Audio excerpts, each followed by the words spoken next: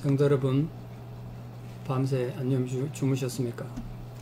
함께 찬양드리며 하나님께 예배자로 나가겠습니다. 505장 예전 찬송 268장입니다. 505장 예전 찬송 268장.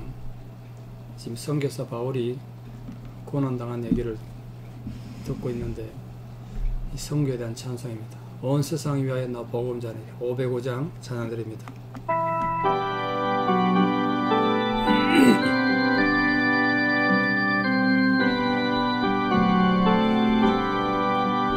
온 세상 위하여 나 복음 전하리. 만 백성 모두 나와서 주 말씀 들으라. 죄 중에 빠져서 헤매는 자들아, 주님의 음성 듣고서 너 구원 받으라. 전하고 기도해 매일 증인 되리라. 세상 모든 사람 다 듣고 그 사랑 알도록 온 세상 위하여 이 복음 전하리. 저 죄인 회개하고서 주 예수 믿으라.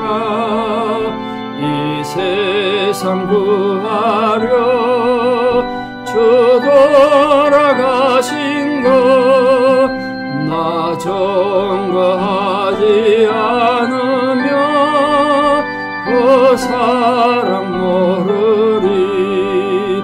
전하고 기도해 매일 증인 되리라.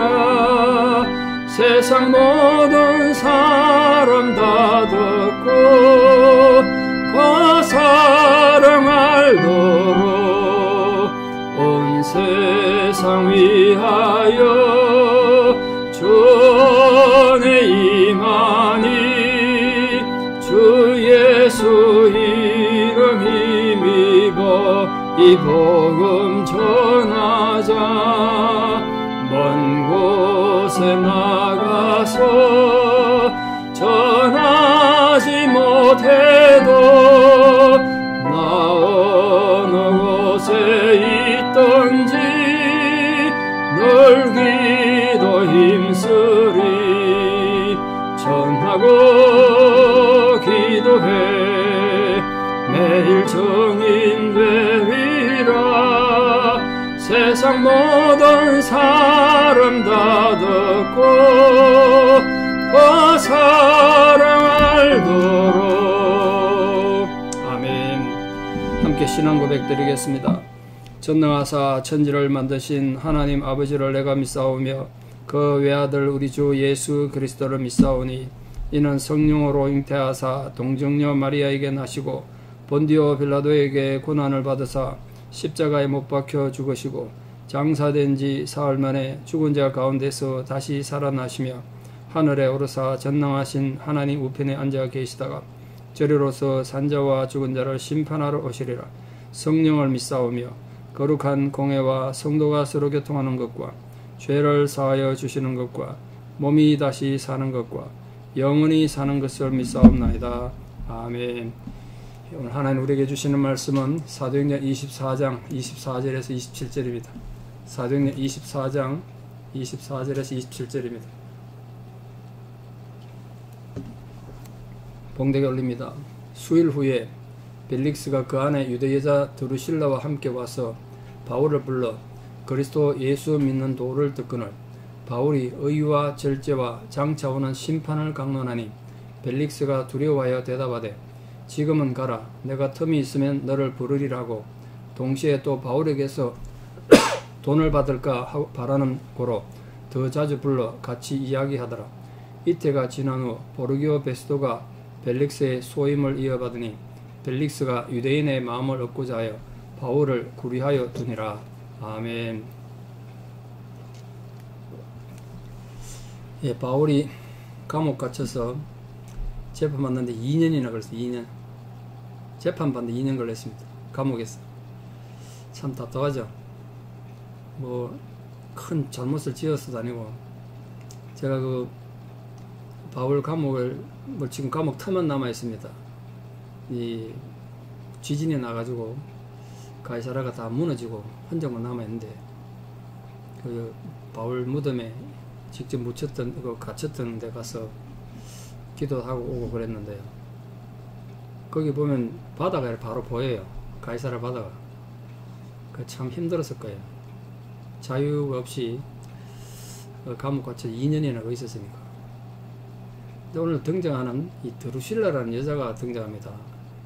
좀 고리가 어떤 여자인지 좀 살펴볼 필요가 있어요. 좀 문제가 아주 심각한 여자인데요. 본문에 뭐 유대 여자라고 되어 있죠. 벨릭스는 노예였다가 자유인이 되고 로마 시민권자가 됐다고 그랬습니다. 근데 이 드루실라는 왕족입니다. 왕족, 이 여자가. 헤롯 대왕의 아들인 헤롯 아그리파 1세의 셋째 딸이자 막내딸이에요. AD 38년에 태어났습니다. 처음엔 콤모게네라는 작은 나라 왕자였던 에피파네스와 결혼을 약속했습니다. 그런데 이 에피파네스가 장인들 아그리파 1세에게 자기가 이제 결혼하면 유대교로 개종하겠다 약속했는데, 아무리 생각해도 그게 아니다 싶었는지 자기 결혼을 해도 유대교로 개종 못하겠다, 그렇게 말을 바꾸는 바람에 결혼이 취소됐어요. 파혼했습니다. 그때가 이 드루실라가 14세나 15세밖에 안 됐을 때입니다. 그리고 그녀가 16살 때, AD 53년경인데요. 그녀 오빠 아그리파 2세가 이제 왕이 됐을 때, 오빠에 의해서 에메사의 왕이었던 아지주스에게 시집 갔습니다. 왕비가 된 거죠. 근데 정말 놀라운 건 결혼한 지 1년 만에 이 벨릭스가 친구를 앞세워가지고 이 드루실라를 유혹했어요. 인물이 좀 잘생겼는지 나이가 어려서 그런지. 그러니까 16살밖에 안 됐지 않습니까? 그 왕의 아내가 돼서 결혼까지 해놓고도 이 결혼한 이 여자가 부인이 또 물론 결혼한 유부남과 바람이 나가지고 이혼하고 벨릭스의 세 번째 아내가 됐어요. 벨릭스는 이미 벌써 아내가 2명이나 있었다고요. 이 참 콩가루 집안이죠. 그런 여자니까 보십시오. 벨릭스도 지금 도덕적으로 문제가 많고, 이 드루실라도 결혼 생활에 문제가 많았지 않습니까? 그러니까 죄책감이 많지 않았겠어요? 그러니까 이 바울의 설교 듣고 가슴이 많이 찔렸을 거예요. 근데 그녀와 벨릭스 사이에 아그리파라는 아들이 있었는데, 우리 여러분 잘 아는 베시부스 화산 있지 않습니까? 그 화산 폭발 때 죽은 걸로 기록이 남아 있습니다. 아마 하나님의 벌 받아도 생각할지 모르겠죠, 부모들이. 오늘 이 벨릭스가 바울의 강론을 듣고 강론을 중지시켰대요. 왜 중지시켰느냐? 바울이 도대체 네가 믿는 기독교가 뭐냐? 그 예수 그리스도의 도를 듣거늘 이랬다고요? 그리스도 예수 믿는 도, 그 기독교가 무슨 종교냐? 좀 알자. 설명해보라. 이러니까 세 가지를 설명했다는 거예요. 세 가지를 설명해. 의, 하나님의 의로움, 그리고 절제. 절제가 굉장히 중요하죠. 성령의 9개 열매 중에 마지막 열매가 절제입니다. 굉장히 중요해요. 그리고 마지막 심판이에요. 하나님의 의를 가지고 사람 여러가지 하고 싶은 거 있었지만 참고 또 고난도 이기고 그래야 심판을 벗어난다. 이 얘기를 들으니까 이 부부가 지금 문제가 많잖아요. 그 얼마나 두려웠겠어요. 그리고 두려움을 오늘 보면 두려움을 느꼈다고 되어 있잖아요. 두려워했다. 설교 듣고 두려웠대요. 설교 듣고 두려우면 회개를 하면 될 텐데 참 답답하죠. 저는 설교자다 보니까 성도님들이 설교 듣고 목사님들 설교 듣고 정말 회개했습니다. 이러면 정말 기뻐요. 왜냐면 설교하는 목적이 거기에 있으니까. 그리고 반대로 엉뚱하게 반응하면 진짜 한심한 생각이 들죠. 방법이 없어요. 하나님 말씀 듣고도 회개하지도 못하고 하나님 말씀을 거부하면 무슨 인생에 무슨 방법이 있겠습니까? 오늘 이 사람도 보세요. 벨릭스가 아까 말씀드렸다시피 해방노예 출신이었는데 로마의 그 왕자였던 팔라스의 후광을 등에 입고 자기 형이랑 친구로 그랬잖아요. 그 후광으로 유대 총독이 된 인물인데, 원래 여러분 가지지 못했던 가난한 사람이 권력을 가지게 되고 돈을 가지게 되면 폭력을 휩쓰죠. 그래서 벨릭스는 아주 무력과 탄압으로 유대인들을 괴롭혔던 것으로 역사에 기록이 되어 있어요. 아주 악명이 높아요. 유대를 다스렸던 총독 중에 가장 악독한 자로 그렇게 기록되어 있습니다. 그뿐만 아니라 지금 부인하고 관계가 어떻습니까? 셋째 부인 드루실라와 결혼이 합법적인 게 아니잖아요. 어이시 남편 있는 여자를 친구를 앞세워가지고 유혹해내가지고 엉터리로 결혼한 거죠. 합법적 결혼이 아니에요. 물론 벨릭스와 결혼 생활이 그 합법적인 남편인 아즈주스 왕과의 결혼 생활보다 더 행복하라 생각했기 때문에 이 드루실라도 오지 않았겠어요? 이 남자보다는 저 남자가 낫겠다 생각하니까 남편을 버리고 부인 있는 남자한테 갔단 말이에요. 이 드루실라의 삐뚤어진 이 결혼관, 애정관도 심각한 문제가 있는 거죠. 유대인인데 그래서 유대인인데. 어쨌든 바울의 강론이 이들의 그 잘못을 예리하게 찌르지 않았겠습니까? 뭐 그럴 수도 있죠. 왕자리쯤 되고 총독쯤 되면 뭐 남의 남자 남의 애자 살 수 있죠. 이렇게 죄를 이해해갖고는 절대로 해결가 안 돼요. 죄인을 데리고요, 여러분 그 위로하고 격려한다고 해결가 되겠습니까? 바울은 아마 그 전곡을 찌른 것 같아요. 왜? 이거 워낙 소문나는 거니까. 바울도 이 사람들이 부부관계가 어떻다는 걸 알았기 때문에 그걸 지적한 것 같아요. 그렇게 양심을 자극을 받고 그들이 바울의 말처럼 심판이 있다는데 두려움을 느낀 거죠. 미래에 대한 생각, 두려움을 느꼈어요. 그 두려움을 느꼈으면 자기들 잘못을 돌이키고 회개해야 될 텐데, 그럼 바울 보고 그럼 우리는 어떻게 해야 되냐 물어보든지, 어떻게 하면 우리는 심판을 면할 수 있냐 이렇게 물어봤으면 될 텐데 그런 방법을 안 택했다는 거예요. 그러니까 우리 성도님들도 말씀을 듣고 또 성경을 읽다가 또는 진실한 성도님들의 조언을 들을 때 그걸 잘 받아들이면 사는 거고, 거부하면 죽는 거예요. 왜냐면 그게 사람의 소리가 아니잖아요. 내 귀에 지금 거슬리고 내 자존심을 건드려도 그게 사람의 소리가 아니라니까요. 그 하나님 성경 읽을 때나 설교 들을 때 인격적으로 들으라고, 인격적으로 듣고 인격적으로 읽으라고 말씀드렸죠. 그 인격적이라는 의미가 뭐라 그랬죠? 지금 이 시간 하나님께서 나에게 필요한 말씀을 주시는 거예요. 그 목사는 하고 싶은 말 설교를 하는 거잖아요. 그 설교에서 내게 주는 말 듣고 잘못을 깨닫고 니구체 희망이 있고 회개가 있고 미래가 있는 거죠. 근데 그걸 거부하면 말 그대로 심판받는 거죠. 진실로부터 도피하는 거죠. 오늘 두 번째, 벨릭스가 바울을 자주 부른 이유는 본문에는 두 가지인데, 바울로부터 강론을 듣기 위해서, 기독교에 대해서 배우고 말씀을 듣기 위해서라고 그랬는데, 그거보다는 돈을 받기 위해서다. 돈 받기 위해서. 왜 바울에게 돈을 기대했을까 생각을 해보니까 바울이 현재 돈을 가지고 있지는 않았을 거예요. 그런데 두 가지 이유 때문에 바울에게서도 뇌물을 받을 생각을 하지 않았을까. 첫째는 바울 부모들이 좀 부유한 사람들이라고요. 바울 집안이 대단한 집안이거든요. 좀 소문이 부모한테도 바울이 감옥 갇히기 뭐 하지 않았겠습니까? 그 부모로부터 유산을 물려받았을 거로 생각할 수도 있고요. 어떻게 유다의 양반 집안이니까 바울이. 또는 바울이 감옥 갇혀 있으니까 예루살렘에 있는 친구들이 많잖아요. 2년 동안이나 그 있었는데 면회 오지 않았겠습니까? 올 때는 빈손으로 왔겠습니까? 왜냐하면 옛날에 이 감옥 생활은 먹는 거 입는 거 가족들이 책임져야 된단 말이에요. 안 그러면 굶어 죽고 얼어 죽어요. 누군가는 도와줬다는 거죠. 뭐 의사 누가도 있고 그냥 누가가 왔다 갔다 했을 수도 있고요. 뭐 바울이 이렇게 가이사랴에 2년 동안 감옥 갇히는 동안에 누가는 성지를 다니면서 누가복음에 나오는 아기 예수 탄생했던 곳도 가보고 뭐 이렇게 했을 거예요. 그래서 성경을 아주 입체적으로 쓸 수 있지 않았을까.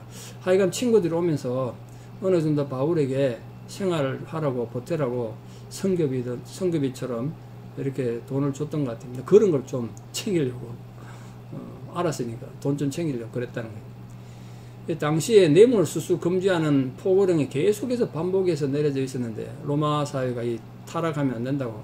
결국 로마가 타락합니다. 내부적으로.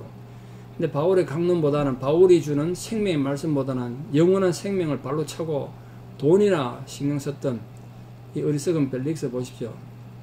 여러분 바울을 만나서 직접 천국의 복음을 듣고 제자 훈련할 수 있는 기회가 있다면 이보다 더 큰 축복이 어디 있습니까? 근데 그걸 저버리고 돈이나 챙겼다. 돈이나 신경 썼다. 그러니까 그거 보면 결국 사람의 어리석음이 스스로 무덤 판다는 생각이 들어요. 정말 돈을 사랑함이 일만 악의 모든 악의 뿌리가 된다. 그 탐심, 탐욕을 버리고 정말 우리가 신앙적인 열심을 빼앗기지 않도록 하나님 앞에 정말 바로 서서 살아가는 그런 성도들 되기를 바랍니다.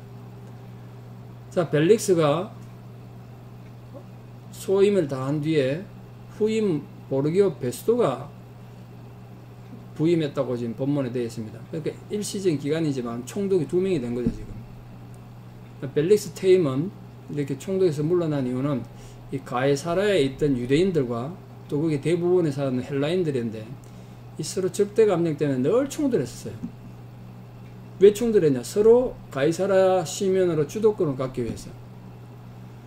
유대인들은 처음에는 숫자가 적다가 머릿수 채우면 자기들이 주도권 가질 것 같아서 이주를 많이 해왔어요. 그리고 자식도 많이 낳고. 그러니까 이제 세월이 지나고 헬라 사람보다 숫자가 많아진 거예요. 처음에는 가이사라가 한 번도 유대 땅이었던 적이 없거든요. 여기 이방 땅이었는데 유대인이 와가지고 실권을 잡아버렸네.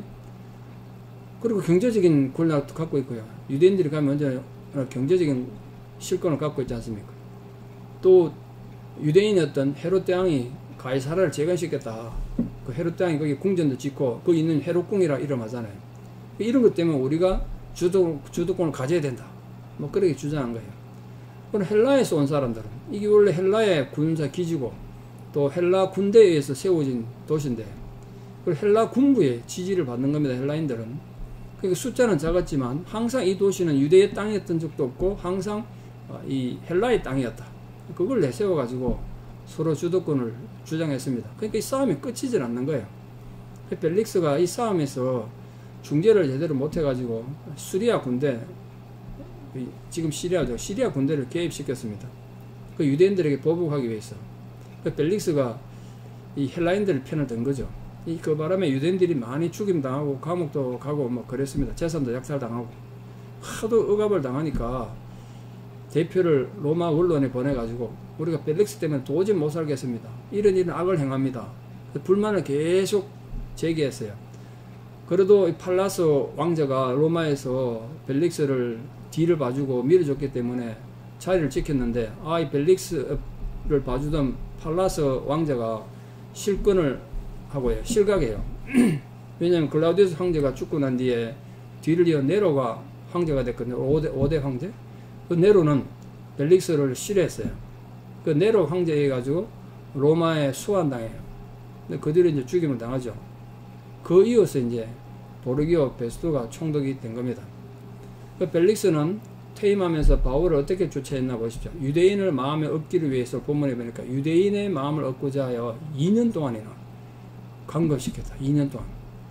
그 외형적으로는 뭐 바울을 보호한다는 명목으로 감금시켰겠습니다만 바울을 억류시킨 이 그 본심은 유대 당국자들에게 호의를 베풀어서 자기가 잃어버린 그 신뢰를 좀 만회하려고 하도 지금 욕을 먹으니까 그 지금 로마에 가서 이제 그만 좀 자기를 비판하라고 정치적 의도로 그랬다는 거예요. 이런 배경하에서 바울의 재판이 이제 유대인들에 대해서 또 유대 종교나 기독교에 대해서 전혀 알지 못하는 이제 신인 총독이 왔으니까 뭘 하겠습니까?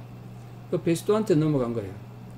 그러니까 이 재판이 이제 바울한테 굉장히 불리하게 된 거예요. 아무래도 처음은 총독은 제사장이나 유대인들의 권력자들에게 편을 안 들겠습니까? 근데 여러분 객관적으로 보면은 바울이 굉장히 불리해졌고 2년이나 감옥 갇혀 있고 했는데 근데 하나님 역사는 놀랍지 않습니까? 이 불리함 때문에 총독이 바뀌고 바울이 불리해진 것 때문에 바울이 어떻게 된다고요? 로마로 가게 돼요. 하나님께서 정말 놀라운 섭리의 가운데 바울이 내가 로마도 보아야 하리라.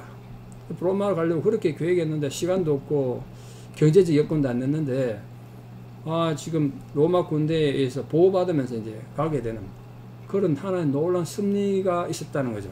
인간적으로 보면 참 힘든 일인데 놀랍잖아요. 그러니까 우리가 살다가 보면 억울한 일 당하고 환난 당하고 있지만 하나님께서 하나님 자녀들을 하나님의 뜻을 이루기 위한 하나님 도구로 삼으시기 위한 연단이다. 그렇게 우리를 연단시키기 위해서 어려운 환경 가운데 인도하시는 분이시다. 그걸 잊지 마시고 신앙으로 그걸 잘 견디기 바랍니다. 그래서 바울의 이런 불리한 환경에서도 결코 불평 한마디 하지 않고 어려움을 잘 견뎠다는 것, 그게 우리에게 정말 던지는 바 크죠. 자, 오늘 본문에 등장하는 유대 총독 보르기오 베스토가 어떤 분입니까? 그걸 좀 보고 말씀 맺겠습니다. 유대 총독 되기 전까지는 어떤 사람인지 기록이 없습니다. 근데 AD 58년에 유대 총독으로 부임했는데, 이 베스토가 부임했을 때는 정말 골치 아픈 문제들이 많이 있었습니다. 유대 지역에. 유대에 팽배해 있던 이 무질서와 무법, 그리고 종파 간의 세력 다툼, 바리새 사두개파뿐만 아니라 이제 신흥 종교였던 기독교와도 다투고, 옆에 있는 여러 이방 민족들과 유다가 늘 갈등을 겪었으니까, 지금도 뭐 팔레스타인은 항상 화해국 아닙니까? 옛날부터 그랬습니다. 2000년 전에도 그랬어요. 그 골치 아픈 거죠. 그러다가 이제 전임자로부터 떠맡은 문제 가운데 바울의 재판권도 있는 겁니다. 이 문제에 있어서 이 베스토 총독은 유대인들의 민심을 무시할 수는 없으니까, 또 그렇다고 무고한 시민을 다치게 하지 않으려고 아주 세심하게 재판을 해요. 사람이 좀 그래도 좀 합리적이었던 사람 같아요. 그래서 그가 바울의 문제를 좀 정확하게 알아보려고 아그리파 2세 왕에게 직접 물어보기도 하는 걸 보면 좀 냉철한 이생의 소유자가 아닌가, 그렇게 생각합니다. 그가 임기 중이었던 AD 61년에 갑자기 이제 병으로 죽습니다. 또 후임자가 알비누스라는 사람이 총독으로 부임해서, 그래도 내 전임자 베스토는 아주 정치를 잘했다, 훌륭한 총독이었다, 그런 평가를 받고 있는 거 보면 정치를 잘했던 것 같아요.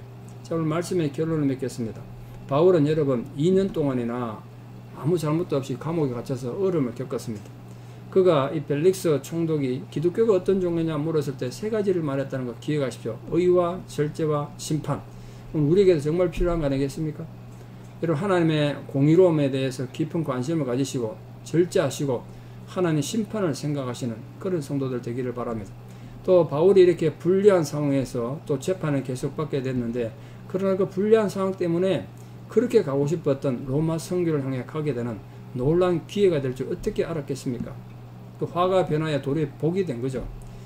그러니까 우리 성도님들도 때로는 억울한 일 당하고, 또 때로는 너무 손해보는 것 같고, 환경이 나에게 너무 고통스러운 것 같아도, 그런데 하나님 섭리에서 그 어려움들이 도리어 변하여 놀라운 축복과 승리의 계기가 되는 은혜가 여러분에게 있기를 진심으로 축원합니다. 기도드리겠습니다.